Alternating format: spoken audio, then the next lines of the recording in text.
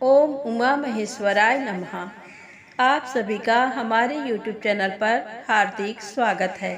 आज सुने शिव महापुराण में आगे की कथा।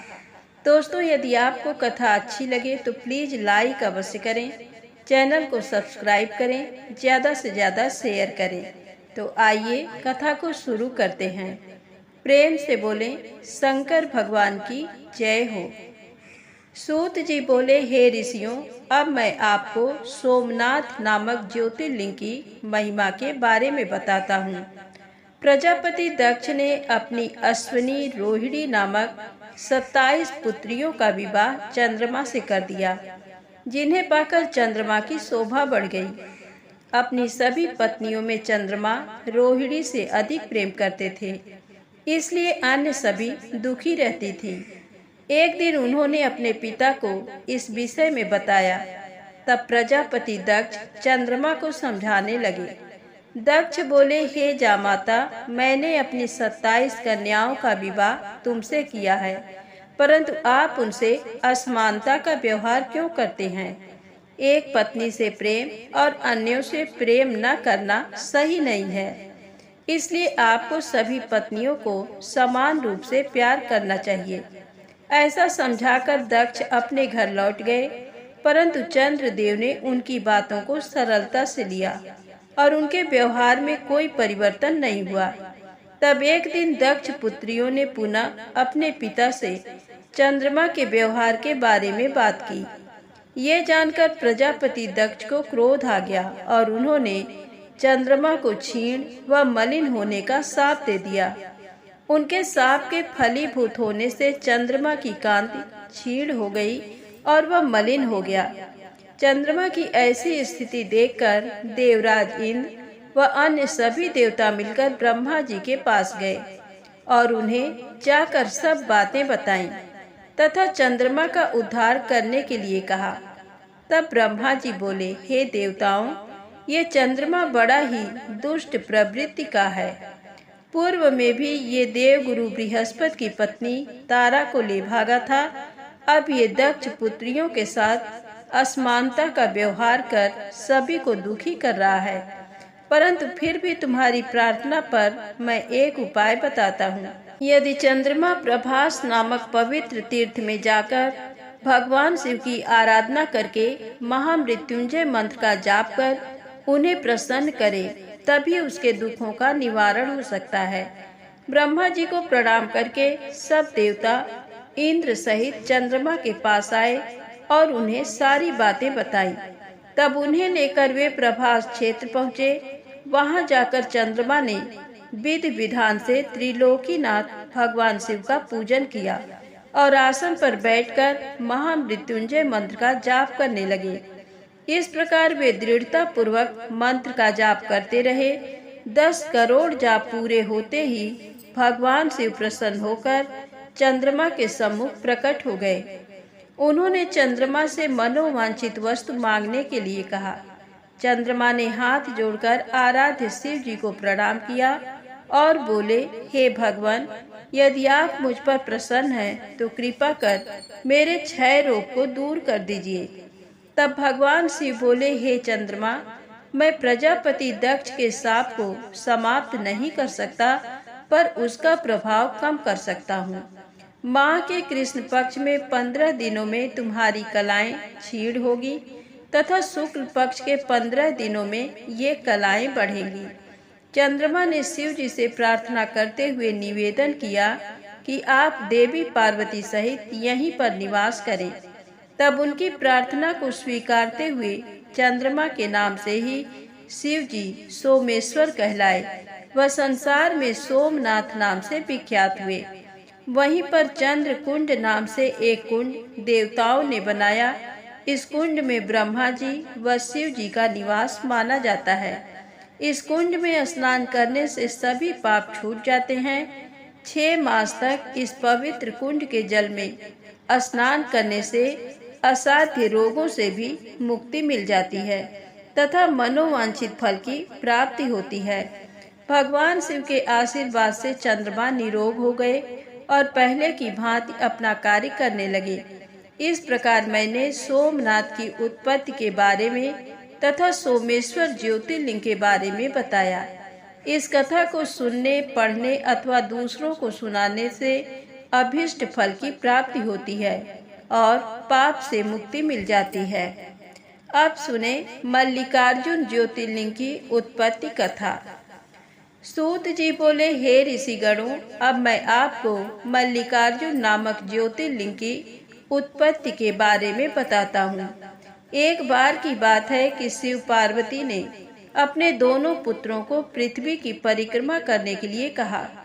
जब कुमार कार्तिकेय पृथ्वी की परिक्रमा करके वापस आ रहे थे, तभी रास्ते में नारद जी ने उन्हें बहका दिया और कहा कि तुम्हारे माता पिता ने तुम्हारे साथ पक्षपात किया है। तुम्हें परिक्रमा के लिए भेजकर पीछे से तुम्हारे छोटे भाई गणेश का विवाह कर दिया। ये सुनकर कार्तिकेय को बड़ा क्रोध आया। उन्होंने कैलाश पर्वत पर जाकर अपने माता पिता से इस पक्षपात के बारे में कहा और रुष्ट होकर कार्तिकेय क्रौंच पर्वत पर चले गए। इस प्रकार अपने पुत्र के चले जाने पर भगवान शिव पार्वती बहुत दुखी हुए और अपने पुत्र से मिलने के लिए क्रौंच पर्वत पर पहुँचे। जब कुमार को ज्ञात हुआ कि उनके माता पिता आ रहे हैं, तो क्रोधवश कार्तिकेय वहां से अन्यत्र चले गए। जब देवाधिदेव महादेव जी अपनी प्राण वल्लभा देवी पार्वती के साथ वहां पधारे, तो कार्तिकेय को न देखकर बहुत दुखी हुए। तब वे दोनों ज्योतिर्मय रूप धारण करके क्रौंच पर्वत पर सदा के लिए प्रतिष्ठित हो गए। उसी दिन से वह पवित्र लिंग मल्लिकार्जुन नाम से जग प्रसिद्ध हुआ। मल्लिका देवी पार्वती का नाम है तथा अर्जुन शब्द शिव का समानार्थी है। उसी दिन से मल्लिकार्जुन ज्योतिर्लिंग में शिव पार्वती का निवास माना जाता है। पुत्र के स्नेह के कारण शिव पार्वती हर पर्व पर कार्तिकेय को देखने वहां जाते हैं। हर अमावस्या को भगवान शिव व पूर्णमासी पर देवी पार्वती अपने प्रिय पुत्र कार्तिकेय के लिए मल्लिकार्जुन ज्योतिर्लिंग में पदार्पण करते हैं। मल्लिकार्जुन ज्योतिर्लिंग के दर्शन करने से सभी पापों से मुक्ति मिल जाती है और अभीष्ट फल की प्राप्ति होती है। इस प्रकार मैंने आपसे मल्लिकार्जुन ज्योतिर्लिंग के आविर्भाव की कथा सुनाई, जो सभी प्रकार के सुखों को देने वाली है। सूत जी बोले, हे ऋषियों, अब मैं आपको महाकालेश्वर नामक ज्योतिर्लिंग के आविर्भाव के संबंध में बताता हूँ। अवंतिकापुरी में एक ब्राह्मण रहते थे। वे भगवान शिव के परम भक्त थे। वे प्रतिदिन विधि विधान से शिव जी के पार्थिव लिंग का पूजन किया करते थे। देवादिदेव भगवान शिव के आशीर्वाद से उन्हें धन धान्य की कोई कमी नहीं थी। वे प्रतिदिन अग्निहोम करते और सदा ज्ञान की खोज में लगे रहते थे। इस प्रकार सभी प्रकार के सुखों को भोगकर अंत में उन्हें शिव लोक की प्राप्ति हुई। उन ब्राह्मण देवता के देवप्रिय, मेधाप्रिय, सुकृत एवं धर्म बाहु नाम के 4 पुत्र थे। ये चारों भी अपने पिता के समान ही सद्गुणी थे। उनके कारण अवंतिका नगरी ब्रह्म तेज से परिपूर्ण थी। वहीं पास ही में रत्नमाला नामक एक पर्वत था। उसी पर्वत पर दूषण नामक एक राक्षस रहता था। उसने घोर तपस्या करके ब्रह्मा जी को प्रसन्न कर लिया था। ब्रह्मा जी से इच्छित वर पाकर वह दुष्ट धर्म का शत्रु बन गया था। वह धर्म का नाश कर देना चाहता था। अपने अथाह बल और पराक्रम से उसने सभी देवताओं, मनुष्यों और तीनों लोकों के जीवों को अपने अधीन कर लिया था। वह ब्राह्मणों एवं सदाचारियों पर आक्रमण करके उन्हें अनेक प्रकार से दंडित करता था। एक दिन दूषण नामक वह दैत्य अपनी सेना को साथ लेकर अवंतिकापुरी पहुंच गया।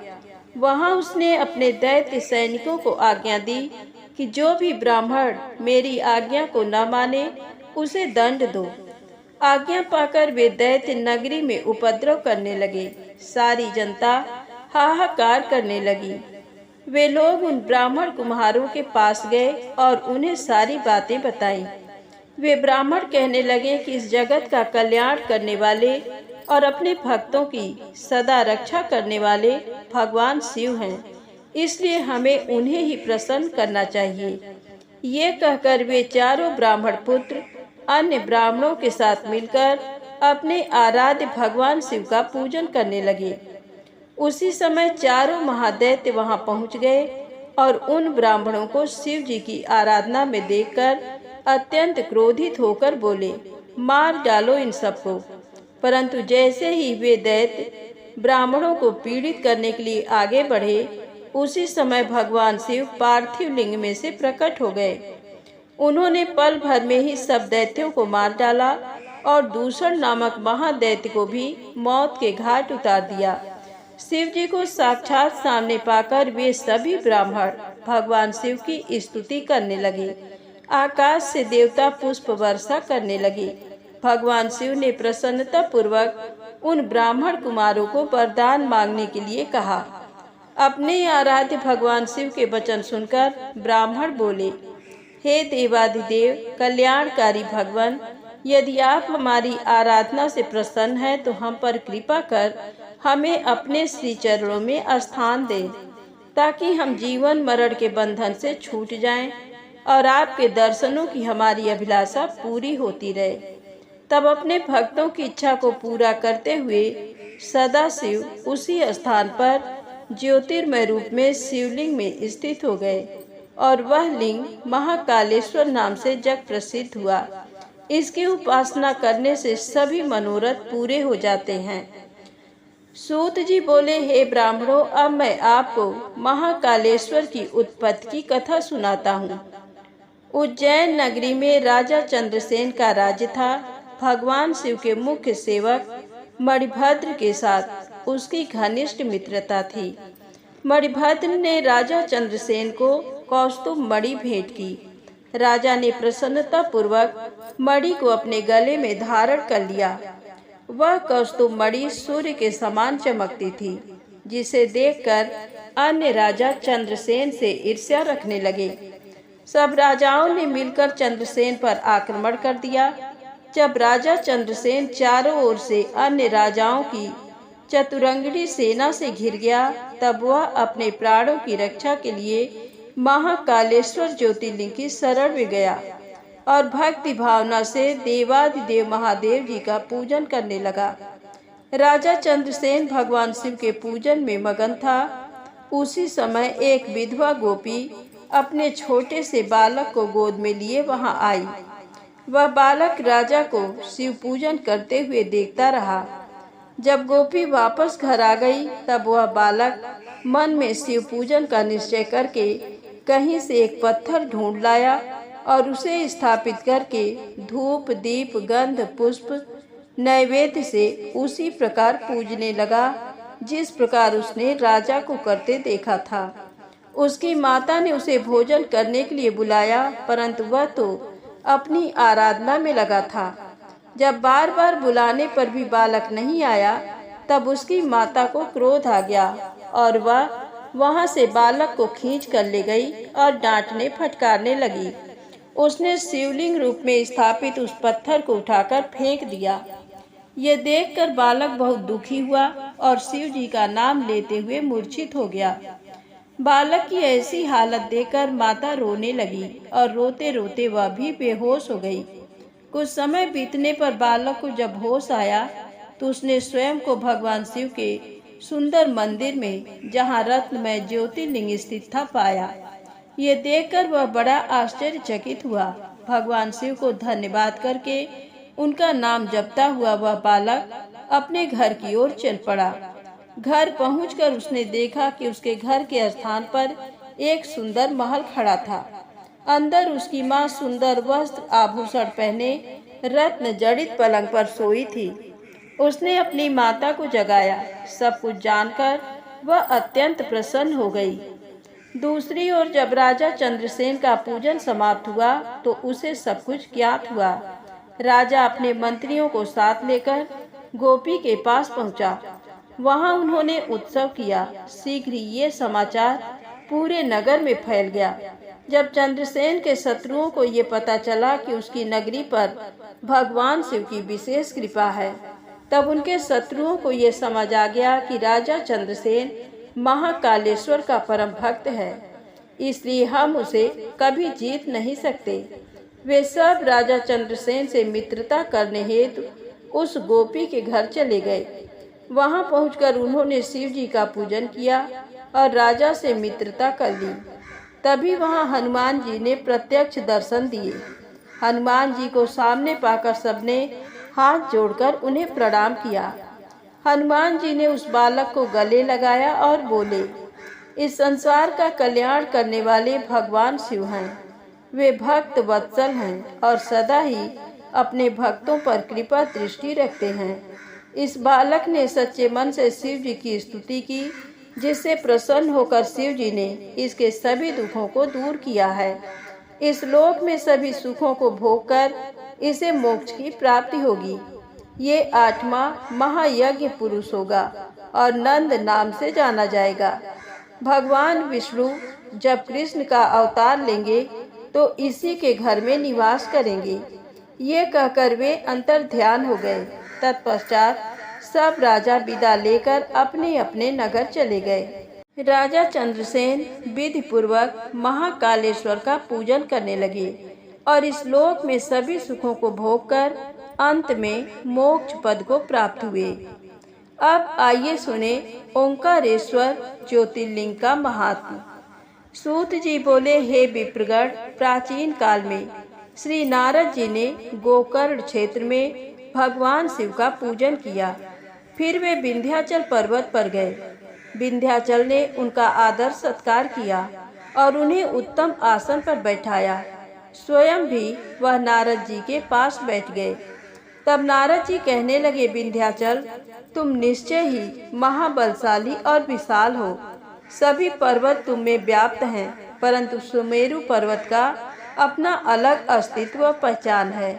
यद्यपि तुम में सभी गुण विद्यमान है, परंतु फिर भी सुमेरु की बराबरी तुम नहीं कर सकते।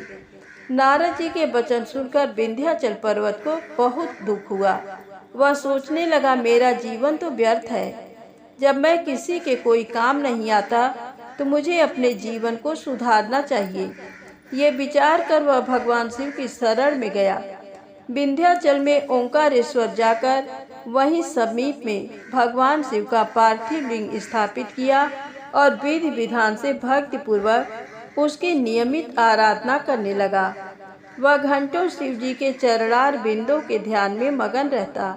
इस प्रकार उसे शिव जी का ध्यान और तप करते हुए बहुत समय बीत गया।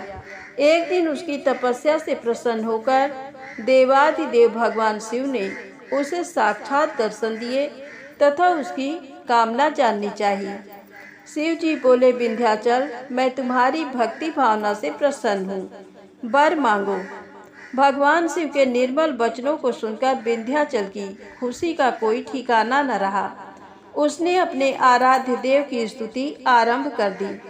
फिर बोला, हे कल्याणकारी भगवान शिव, यदि आप प्रसन्न हैं तो भगवान आप यहीं पर निवास कर इस जगत का कल्याण करें।